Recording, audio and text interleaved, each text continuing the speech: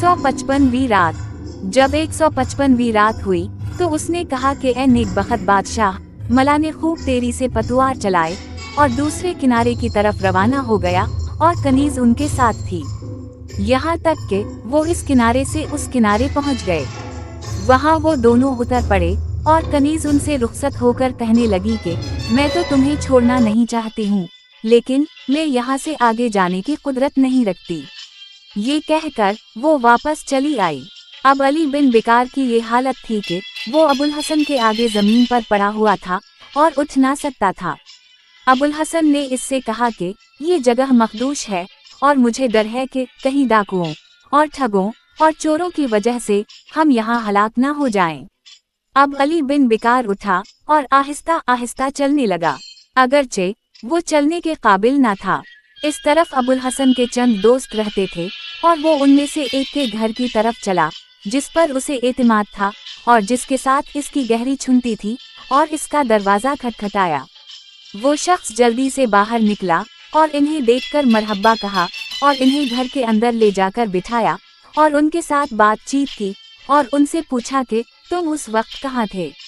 अबुल हसन ने कहा कि इस वक्त हमारे घर से निकलने की वजह यह है कि यहाँ एक शख्स रहता है जिसके साथ मेरा लेन देन है और मेरे दाम उसकी तरफ निकलते हैं।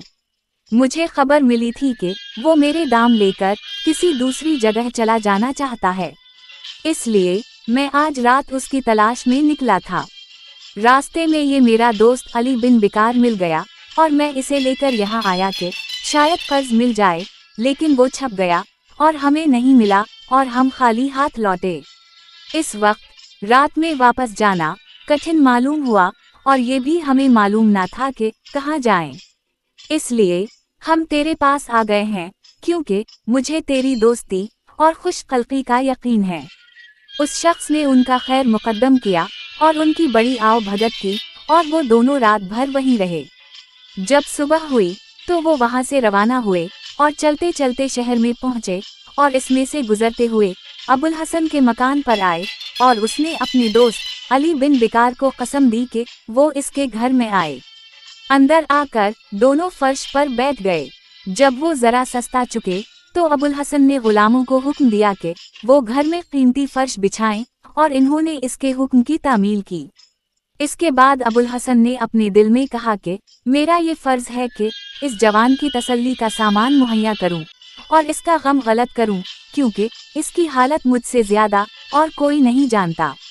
ये कहकर उसने अली बिन बिकार के लिए पानी मंगवाया और जब पानी आया तो उसने उठकर वजू किया और पिछले दिन रात जो नमाजें क़ज़ा हुई थीं उनको अदा किया और बैठकर अबुल हसन के साथ बातें करने लगा और दिल बहलाने लगा। ये देखकर अबुल हसन उसके करीब आया और कहने लगा कि ए मेरे आका, तेरी हालत का अक़तसा ये है कि तो आज रात मेरे यहाँ ठहरे ताकि तेरा दिल बहले और मोहब्बत की तकलीफ जाती रहे और हम हंसी मजाक की बातें करें ताकि तेरे दिल की आग बुझे। अली बिन बिकार ने कहा कि भाई जो तेरा जी चाहे कर, क्योंकि मैं तो बहरहाल अपनी मुसीबत की भेंट चढ़ने वाला हूँ, ख्वाह तो कुछ ही करे। अबुल हसन उठा और उसने अपने गुलामों को आवाज़ दी और उनके जरिए अपनी खास दोस्तों को बुलवाया और गवियों को तलब किया और बाजे मंगवाए। जब सब आ चुके तो उसने उनके लिए खाने और शराबें मुहैया की और इन्होंने शाम तक खाया और खुशियां मनाएं। इसके बाद शमें जलें और इनके दरमियान शराब का दौर चलने लगा और वक्त खूब गुजरा और एक कनीज ने सारंगी लेकर गाना बजाना शुरू किया।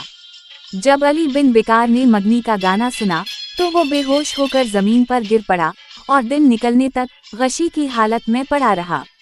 अबुल हसन इसके होश में आने से बिल्कुल नाउम्मीद हो गया था, लेकिन दिन चढ़े उसे होश आया और उसने घर जाने का इरादा जाहिर किया और अबुल हसन ने इस ख्याल से कि मालूम नहीं कि इस पर क्या गुजरे उसे जाने से मना नहीं किया। अबुल हसन के गुलामों ने एक खच्चर लाकर उसे सवार किया और अबुल हसन और इसका एक गुलाम इसे ले जाकर घर पहुंचा आए। जब वो अपने घर सही वो सलामत पहुंच गया तो अबुल हसन ने खुदा का शुक्र अदा किया और उसने उसे इस मुसीबत से निजात दिला दी और वो बैठकर इससे तसल्ली आमेज बातें करने लगा, लेकिन इश्क व मोहब्बत की वजह से इसका हाल बेहाल था। अब अबुल हसन उठा और इससे रुखसत होकर घर चला आया। अब शहरजाद को सुबह होती दिखाई दी और उसने वो कहानी बंद कर दी जिसकी उसे इजाजत मिली थी।